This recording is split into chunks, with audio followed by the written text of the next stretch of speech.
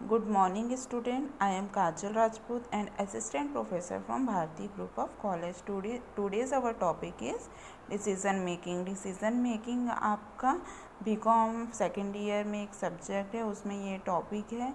इससे related questions exam में आते हैं. तो आइए अब हम देखते हैं कि डिसीज़न मेकिंग क्या होता है.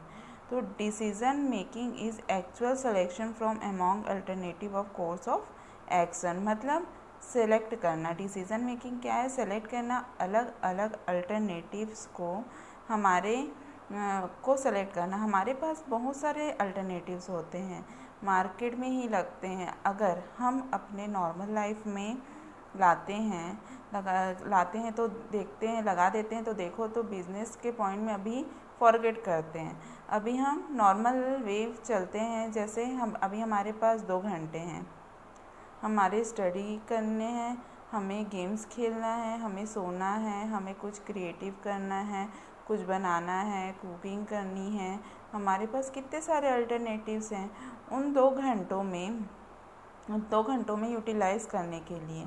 अब ऐसे ही बिजनेस में जब भी हम डिसीज़न लेते हैं, जब बिज़नेस में डिसीज़न लेते हैं तो बहुत सारे अल्टरनेटिव्स होते हैं. लाइक एक अल्टरनेटिव के मेक और बाय डिसीज़न होता है. हमें खुद बनाना है या बाहर से उसे एक्वायर करना है, हमें मशीन यूज़ करनी है या मेन के थ्रू हमें अपना प्रोडक्शन को कंटिन्यू करना है. This are different types of alternative. तो उसमें से जो एक बेस्ट है हमारे लिए उसको सेलेक्ट करना, जो एक्चुअल में हम इम्प्लीमेंट कर सकते हैं उसको सेलेक्ट करना. That is decision. मतलब डिसीज़न मेकिंग मतलब हमारे पास अगर हमारे ऑर्गेनाइजेशन में तो हमारे पास बहुत सारे अल्टरनेटिव्स होते हैं, तो उसमें से हमको एक बेस्ट को चूज़ करना ही डिसीज़न होता है. डिसीज़न मेकिंग में हम उसके प्रोसेस का डिस्कस करेंगे, लेकिन उससे पहले प्रोसेस से डिस्कस करने से पहले मैं आपको बताती हूँ कि डिसीज़न क्या है और डिसीज़न मेकिंग क्या है.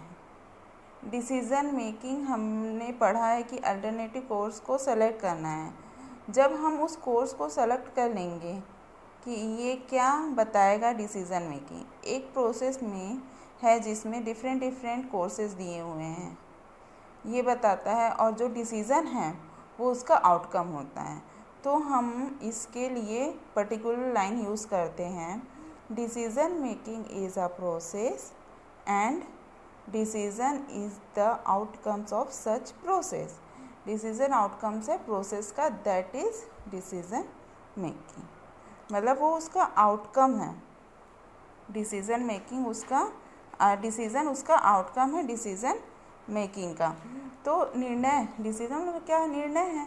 निर्णय से क्या है कि वो हमें बहुत ज़रूरी होता है हर कदम में. अगर हम मैनेजमेंट में जा रहे हैं, प्रिंसिपल ऑफ मैनेजमेंट में, तो हमको हर कदम में उसके लिए निर्णय लेना पड़ता है. और निर्णय लेना ही का कार्य संपन्न जैसे ही होता है, इसलिए निर्णय लेने का कार्य ही निर्णय कहा जाता है.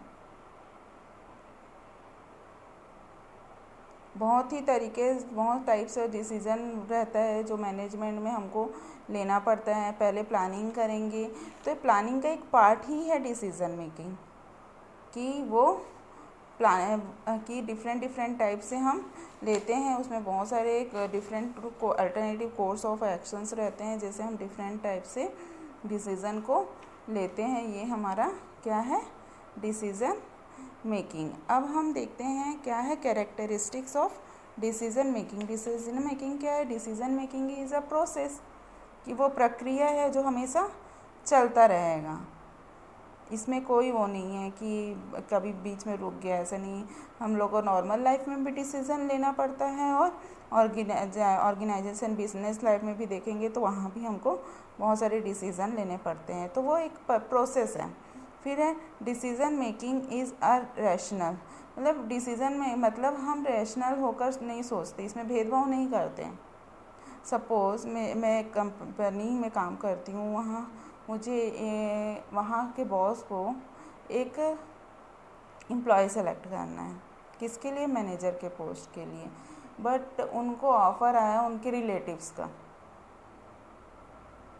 बट वो क्या है, उतना टैलेंटेड नहीं है, बट और भी सारे हैं जो बहुत टैलेंटेड हैं. तो अब हम उन दोनों में से बेस्ट को चूज़ करना है, तो बेस्ट कौन होगा? जिसके पास नॉलेज है, जो टैलेंटेड है। तो हम किसको चूज़ करेंगे? अपने कंपनी की प्रोग्रेस के लिए ऑब्वियस है हम टैलेंटेड को ही चूज़ करेंगे। ये नहीं कि जिसको कुछ नहीं आता उसको चूज़ कर लिए और फिर हम सिखाए पड़े फिर भी हमारा प्रोग्रेस नहीं हो रहा है।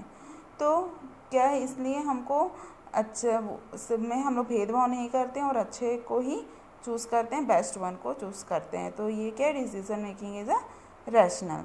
फिर है हमारा decision making is a part of planning. Decision making जो है वो प्लानिंग का एक पार्ट है कि प्लानिंग करने के बाद ही डिसीज़न मेकिंग। प्लानिंग में भी हमको बहुत सोचना पड़ता है कि कैसा प्लान का ऐसा प्लान करेंगे कि ऐसा, तो वैसे ही प्लान के बाद डिसीज़न आएगा कि हमने प्लान बहुत सारा सोच लिया बट उसमें से कौन सबसे अच्छा है वो चूज़ करना, मतलब हमारा डिसीज़न मेकिंग है। फिर क्या है, वो डिसीज़न का करने का बहुत डिफरेंट टाइप्स होते हैं। उसमें टाइम का बहुत ही वो रहता है, बहुत ही महत्व रहता है, बहुत इम्पोर्टेंट रहता है टाइम का।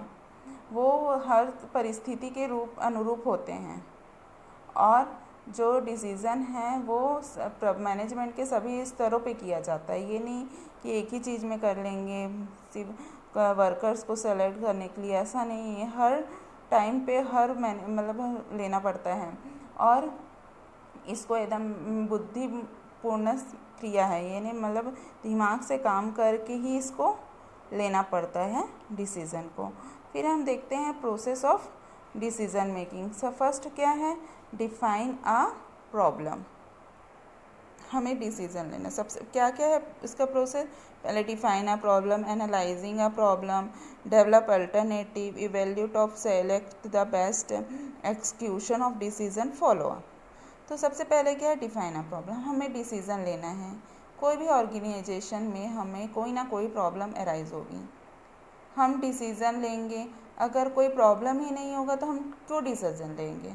तो सबसे पहले हमें वो प्रॉब्लम ढूंढनी है कि प्रॉब्लम क्या आ रही है। सपोज़ एक कंपनी, वहाँ हम वो यूनिट से प्रोडक्शन के लिए दें, 1,00,000 यूनिट से प्रोडक्शन करना है, बट वर्कर्स लोग ने क्या किया, सिर्फ 80,000 यूनिट्स प्रोडक्ट किया। सेल करने के बाद उन्हें सिर्फ 80,000 मिला, तो ये लॉस है ना। तो फिर ये क्या हुआ, डिफाइन अ प्रॉब्लम। हमको क्या है, प्रॉब्लम अराइज हुआ हमारे सामने में कि ये प्रॉब्लम है, ये इस चीज़ में हमको प्रॉब्लम आ रही है। तो अब उसको हम क्या करेंगे, एनालाइज अ प्रॉब्लम, एनालाइजिंग करेंगे कि कहाँ पर प्रॉब्लम आ रहा है। मतलब हम उस प्रॉब्लम को एनालाइज करेंगे कि जो डिफरेंस आ रहा है, मतलब 1,00,000 यूनिट प्रोडक्शन करने के लिए दिए थे तो सिर्फ 80,000 प्रोडक्शन आ रहा है। तो कहाँ पर डिफरेंस आ रहा है, किस कारण आ रहा है? क्या वो टारगेट हाई कर दिया गया था या टारगेट ठीक है? तो सेल्समैन जो है वो कैपेबल नहीं है। तो अगर कैपेबल नहीं होते तो 80,000 भी कैसे, वो 80,000 यूनिट भी कैसे वो अचीव कर पाते? नहीं कर पाते ना अचीव।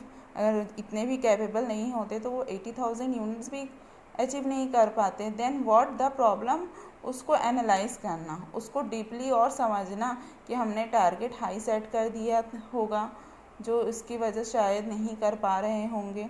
तो ये सब क्या है, एनालाइज। तो हमने पहले डिफ़ाइन किया प्रॉब्लम को कि क्या प्रॉब्लम है, हमने ढूंढी।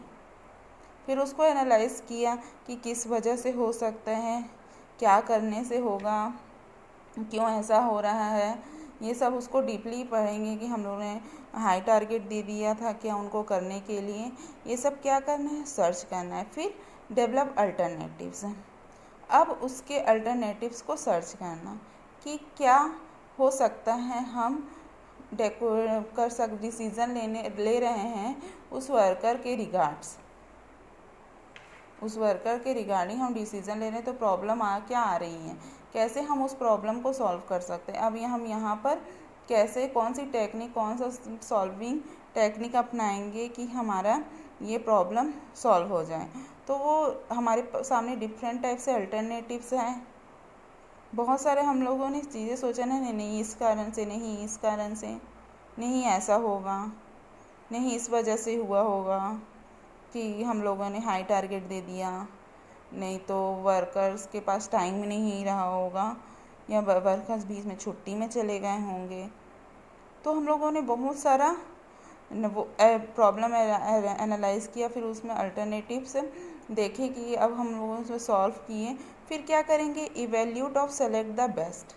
अब उसमें से हम लोग इवेल्यूएट करेंगे कि क्या कारण हो सकता है, कि उसमें से जो भी बेस्ट है वो हम सेलेक्ट करेंगे। जो वर्कर सबसे अच्छा काम कर रहा है उसको सेलेक्ट करेंगे ताकि वो हमारे यूनिट ऑफ प्रोडक्शन को कम कर सके।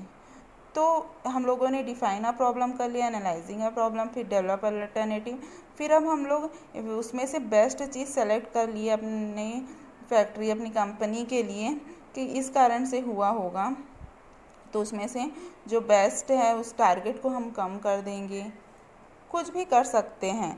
तो इस टाइप से हम डिसीज़न मेकिंग में इवेल्यूट करते हैं बेस्ट चीज़ को, जो हमारे कंपनी के लिए, हमारे लिए सबसे बेस्ट हो, उस चीज़ को हम चूज़ करते हैं।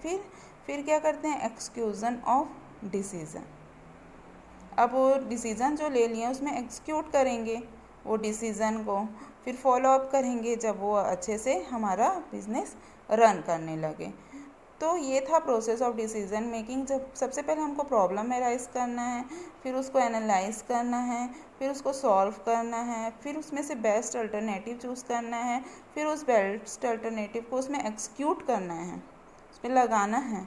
उसके बाद वही डिसीज़न को हमको फॉलो अप करते रहना है। तो इस तरह से ये डिसीज़न मेकिंग का प्रोसेस है। अब हम देखते हैं टाइप्स ऑफ डिसीज़न मेकिंग। क्या क्या टाइप्स हैं, program and non program, long and short term, routine and strategic, organizational and personal, individual and group. ये भले अलग अलग दिए हुए होंगे प्रोग्राम, बट इसके फंक्शन सब सेम ही है, मतलब दोनों एक ही तरह के काम करते हैं, बस नाम थोड़ा सा अलग दे दिया है। फर्स्ट क्या था, प्रोग्राम एंड नॉन प्रोग्राम। जो प्रोग्राम डिसीजन होते हैं वो इंटरनली और एक्सटर्नली सभी डिवीज़न में फ्रिक्वेंटली लिए जाते हैं। हमें इसे डे टू डे ऑपरेशन होता है, रेगुलर बेसिस में होता है। ये इसमें डिसीज़न लेना सिंपल होता है और कॉमन डिसीज़न होता है जो कि आसानी से हम ले सकते हैं, तो उसको बोलते हैं programmed decision. Day to day में जैसे हम लोगों ने मिल्क बनाने का, मिल्क को जैसे अमूल दूध है उसको लिया हुआ है ठेके में, हमको अमूल दूध बेचना है, तो ये क्या डे टू डे डेली वो पैक होगा, तो हमको उसमें ज़्यादा मेहनत नहीं, हमने जो लिया था सबसे पहले ही डिसीज़न ले लिया था। तो अभी क्या, हमको सिर्फ उसको पैक करना है और बेचना है, तो वो हमारे लिए टफ़ काम नहीं है, बहुत सिंपल काम है जो हम डेली बेसिस में उसको कर सकते हैं। फिर है हमारा लॉन्ग टर्म और शॉर्ट टर्म। लॉन्ग टर्म कोई डिसीज़न जो ऐसा होता है जो बहुत लंबे समय तक चलता है, और कुछ ऐसा डिसीज़न होता है बहुत कम टाइम पे ख़त्म हो जाता है। तो लॉन्ग टर्म डिसीज़न होता है जो बहुत लंबे टाइम तक चलता है, और शॉर्ट टर्म जो बहुत कम समय में ख़त्म हो जाता है। और रूटीन और स्ट्रेटेजी क्या है, रूटीन जो डेली हमारे रूटीन में रहता है डिसीज़न लेना, रोज़ नया डिसीज़न लेना रहता है, ये है डिसीज़न। फिर organizational and personal.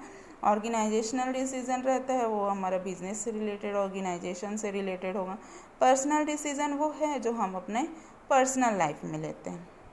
Personal decision भी बहुत सारे होते हैं ना, सपोज़ में हमारी न्यू जॉब लग गई, बहुत सारे कंपनी से ऑफ़र आ गया, तो बेस्ट वन चूज़ करना ही वो हमारा क्या है, पर्सनल डिसीज़न है। इंडिविजुअल एंड ग्रुप, इन कई ये जो बिज़नेस की बात की, अपने जॉब की बात कर रहे हैं, तो क्या इंडिविजुअली हम ले रहे हैं वो डिसीज़न को, लेकिन इसमें भी डिसीज़न है ग्रुप डिसीज़न।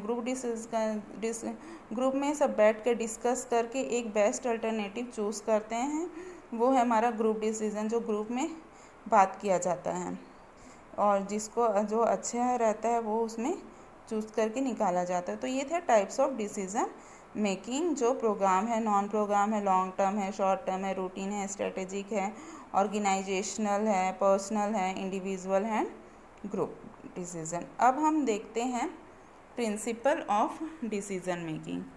क्या क्या प्रिंसिपल है डिसीज़न मेकिंग के, तो पहला है principle of human behaviour, principle of proportional, principle of personal interest, principle of risk, principle of mobility और प्रिंसिपल ऑफ टाइम।